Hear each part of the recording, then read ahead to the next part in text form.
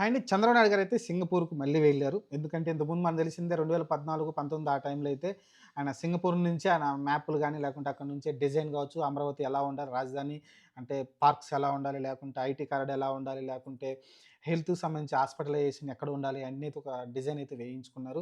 అలానే మీరు చూసుకుంటే మిగతాయి ఎవరైతే రాజకీయ నాయకులు ఉంటారో మన పార్లమెంట్ కావచ్చు, హైకోర్ట్ కావచ్చు, పార్లమెంట్ అండి అసెంబ్లీ కావచ్చు, ఇయన్నీ ఎక్కడెక్కడ ఉండాలి, ఎలా డిజైన్ చేయాలి, ఏ ఏరియాలు, ఏ ఏరియాలని ఒక డిజైన్ అయితే అప్పుడు వచ్చింది. కానీ అన్‌ఫార్చునేట్‌లీ ఆ తర్వాత ఆయన ఓడిపోవడం, ఓడిపోయిన తర్వాత మళ్ళీ కంపెనీలని పెద్దగా పట్టించుకోకపోవడం జగన్మోహన్ రెడ్డి గెలిచినాక పూర్తిగా అమరావతిని పక్కన పెట్టేసి అమరావతిని క్యాపిటల్‌గా ఉంచి మిగతాదన్నీ ఇంగ జ్యుడిషియల్ కావచ్చు, మిగతాయన్నీ వేరే వేరే చోట్ల కర్నూలు, వైజాగ్‌ని ఆర్థిక రాజధానిగా ఎలా అయితే మార్చుకుంటూ వచ్చారని 3 రాజుల పేరిటని 3 రాజధానులు చేద్దామని అయితే చెప్పుకొచ్చారు.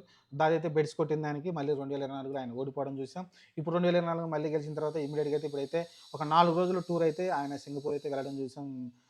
చంద్రబాబు నాయుడు గారైతే మరి చూడాలి. మళ్ళీ నన్ను నమ్మండి. మళ్ళీ ఆ పాలన రాదు. మీకు ఒక సేఫ్టీ భరోసా కలిగిస్తున్నాను నేను.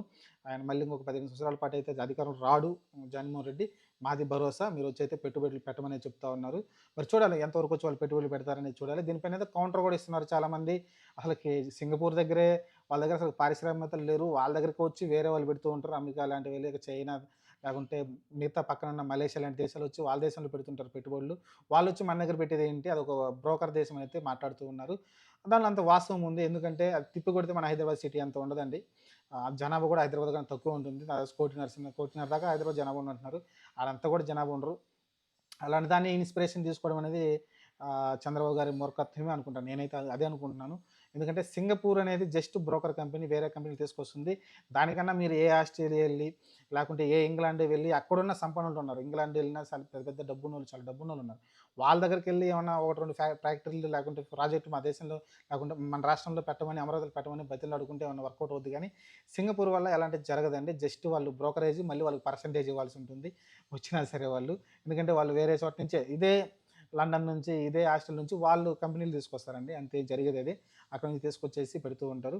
చూడాలి ఇంకా రియల్ ఎస్టేట్ చేయమంటున్నారంట. చూడాలి మరి ఇంగ రకరకాలుగా అయితే జరుగుతా ఉంది. సింగపూరు లాగా ఆలోచించి ఇంకా సింగపూర్ మైండ్‌లో ఉంటే మటుకు చంద్రబాబు నాయుడుకైతే చాలా కష్టమైపోతుంది. ఎందుకంటే ఆ సిటీ కట్టడం కష్టమే. అంత పెద్ద సిటీ రావడం చాలా టైం పడుతుంది. హైదరాబాద్ గూడా చిన్నగా డెవలప్ అవుతూ వస్తుంది కదా! నేనొచ్చిన కొత్తలోనే హైదరాబాద్ అంత హైటెక్ సిటీ అంత డెవలప్ కాలేదు. ఇప్పుడు చూసుకుంటే లాస్ట్ 15 నెలల్లో చాలా విపరీతంగా అయితే పెరిగిపోయింది హైటెక్ సిటీ గూడా. కాబట్టి నిదానంగా స్లోగా అవుద్ది. ఒక్క రోజులో అయ్యే పని గాదు. కాబట్టి మీరు కొంచెం ఆలోచించుకోవాల్సి ఉంటుంది చంద్రబాబు నాయుడు గారైతే సీఎం గారు.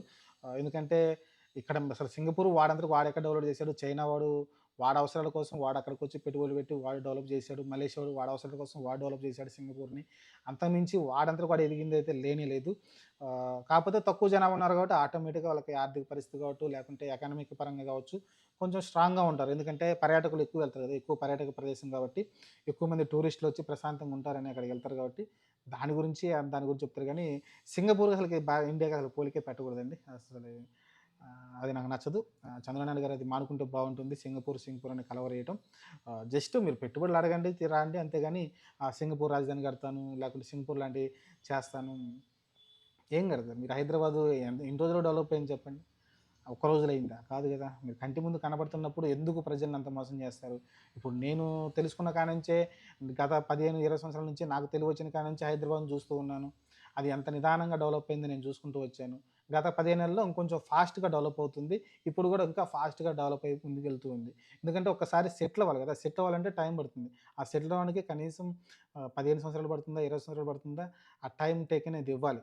కాబట్టి ఒక్క రోజులో మంత్రం వేస్తే రాజధాని తయారైపోయేది కాదు గదా! ఇది కొంచెం చంద్రబాబు నాయుడు గారు తెలుసుకొని ముందుకెళ్తే బాగుంటుందనుకుంటా నేనైతే. ఆహ్, ఎందుకంటే ప్రజల్ని మరీ మాయ చేస్తున్నారు. రేపొద్దున్నే రాజధాని అయిపోయినట్టయితే మాట్లాడుతూ ఉన్నారు. అది నాకు నచ్చట్లేదు. అన్ని దేశాలను పిలవండి. ఒక్క దేశం ఎందుకు? సింగపూర్ ఒక్కటేనా మీకు? మిగతా దేశాలను కూడా పిలవండి. ఇండోనేషియా పోండి, అక్కడ పిలవండి. ఆస్ట్రేలియా ఎళ్ళండి, అక్కడ పిలవండి. యూకే ఎళ్ళండి, ఫ్రాన్స్ ఎళ్ళండి. ఎక్కడికెళ్ళినా సరే ఒక ఒక ఇండియాకి సంబంధించిన ఒక స్టేట్ ముఖ్యమంత్రి వస్తుందంటే ఖచ్చితంగా ఆహ్వానం పలుకుతారు. మీరు మంచి మంచి ఆఫర్‌లియ్యండి. ఇప్పుడు 'లూలు'కి ఎలా ఇస్తున్నారు? 'లూలు'కి అంత తక్కువ ఇవ్వడం నేను తప్పుపడుతున్నాను. మరీ అంత తక్కువ అవసరం లేదు. ఎంతో కొంత తీసుకోండి. మరి అంత తక్కువకి అవసరం లేదని నేనైతే మాట్లాడుతున్నా. ఎందుకంటే వాడు వ్యాపారం చేస్తాడు. దానిలోకెళ్ళి కొనుక్కున్నోడో మధ్య తరగతి సామాన్యుడు ఎవ్వడెళ్ళి ఆ లులు మాల్‌లోకెళ్ళి ఒక షర్టు, ప్యాంట్ కూడా కొనలేడు. లేకుంటే ఆ సినిమా దాని లోపల థియేటర్‌లు కడతారు. ఆ థియేటర్‌కెళ్ళి ఒక్కడు మధ్య తరగతి వాడు చూడలేడు సినిమా. ఎందుకంటే ఆహ్, 'ప్రభాస్' సినిమా చూసాం కదా! 1200 టికెట్లు, 1500 టికెట్లు దాంట్లో అయితే పెట్టడం చూస్తాం మనమైతే. నార్మల్ సినిమా రిలీజ్ అయినా సరే, నార్మల్ 'అనామూడు' సినిమా రిలీజ్ అయినా సరే 300, 450 టికెట్ అయితే ఉంటుంది. ఎందుకంటే అది మల్టీప్లెక్స్ అంటారు. దానిలో వాళ్ళు పెట్టేది పీవీఆర్ లాంటివి వేరే వేరే వస్తుంటాయి. సినీ పోలీస్ కావచ్చు, అలాంటి సినిమా థియేటర్లు ఉంటాయి కాబట్టి సామాన్యుడు దాంట్లో చూసేదే లేదు. కాకపోతే జస్ట్ ఒక అట్రాక్షన్‌గా ఉంటుంది తప్ప అంతకు మించి ఏముండదు. కాబట్టి దానికి అంత ఇవ్వాల్సిన అవసరం లేదు. వాడు అంత వ్యాపారం చేసుకుంటున్నాడు కాబట్టి. ఇంకా ఉద్యోగాలంటారా? అయి మహా అయితే ఎంతమందికొస్తాయండి దాంట్లో. కాబట్టి చూద్దాం. ప్రస్తుతానికైతే చూద్దాం. దాన్నన్నీ మనం అడ్డు పెట్టకూడదులే గానీ, సరే మంచి విషయం. ప్రజలు లేని చోట కడుతున్నాడు కాబట్టి, అట్లా ఇంకా విజయవాడలో కడుతున్నాడు. విజయవాడ, వైజాగ్ 2 డెవలప్డ్ సిటీసే కాబట్టి ఆహ్, అక్కడ ఇవ్వడంలో కొంచెం అభ్యంతరం. అదే అమరావతిలో కట్టమని చెప్పండి. No problem. నువ్వు ఫ్రీగా ఇచ్చినా చాలు. మనకు అవసరం లేదు. అమరావతిలో ఎళ్లి కట్టమని చెప్పండి. కట్టడు కదా వాడు. సరే ఇది విషయం. చూద్దాం మరి. కొంచెం చంద్రబాబు నాయుడు గారు ఈ ఊహల నుంచి బయటకొచ్చి ప్రజల్ని ఇంతకుముందు నాకు తెలిసి కరెక్ట్‌గా నిజాయితీగా చెప్పేవాళ్ళాయన. ఇప్పుడు అలా చెప్పట్లేదాయన. అన్నీ ఒక మసిబూసి మారేడుకాయలాగైతే మాటలైతే చెప్తూ ఉన్నారు బాబు గారైతే. ఇది నాకు కొంచెం నచ్చట్లేదు. నిజాలు చెప్పండి. టైం పడుతుందని చెప్పండి. పర్లేదు. ఇంకో 15 సంవత్సరాలని చెప్పండి. No problem. మీకు నిదానంగా నన్ను ఇంకో 10 సంవత్సరాలు ఉంచండి. నేను అమరావతిని కడతానని చెప్పండి గానీ, ఇంకొక 2 నెలల్లో, 3 నెలల్లో ఎన్ని ఫ్యాక్టరీలొచ్చేస్తున్నాయి. 40,000 కోట్లొస్తున్నాయి. 1,00,000 కోట్లొచ్చేస్తున్నాయి. ఇంక పెట్టుబడులు అమరావతి రేపు పొద్దున్నే రాజధాని అయిపోతుందంటే మటుకు అది చదువుకున్న బుర్రనోడికి ప్రతి ఒక్కడికి అర్థమవుతుంటుంది. ప్రజలు చూస్తూ ఉంటారు.